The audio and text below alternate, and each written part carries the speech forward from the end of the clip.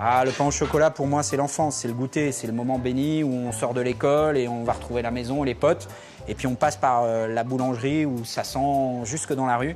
Et voilà, et on s'achète des chocolatines qui sortent du four. Ça, c'est magique.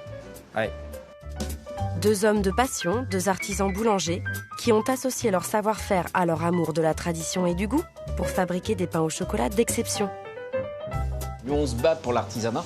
Et nous sommes plus que 20% en France, au niveau des artisans pâtissiers boulangers, à fabriquer notre viennoiserie.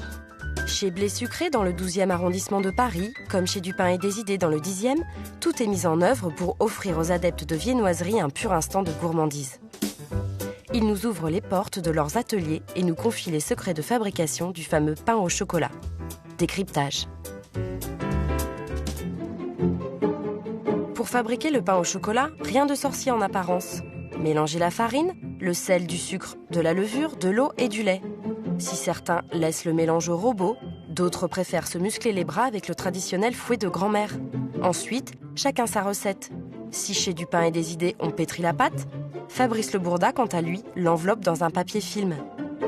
Ce qu'on appelle donc la détrempe. On va bien la filmer pour pas que ça croûte. La détrempe est en réalité la pâte qui sert également à la fabrication du croissant, à laquelle Christophe Vasseur rajoute du beurre pour encore plus de gourmandise. Le pétrin est alors placé au réfrigérateur pendant plus d'une journée. C'est l'étape de la fermentation qui permet aux arômes de se développer. Amis du cholestérol, bonjour, vient maintenant la phase d'intégration du beurre et on n'y va pas de main morte. Adepte de régime hypocalorique, s'abstenir.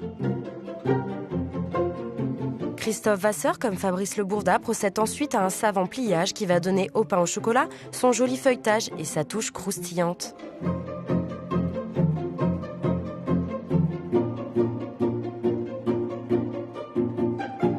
Avec la bicyclette, nos artisans boulangers découpent des parts régulières dans la pâte qui, en un coup de main habile, se transforme sous nos yeux en une vingtaine de petits pains au chocolat.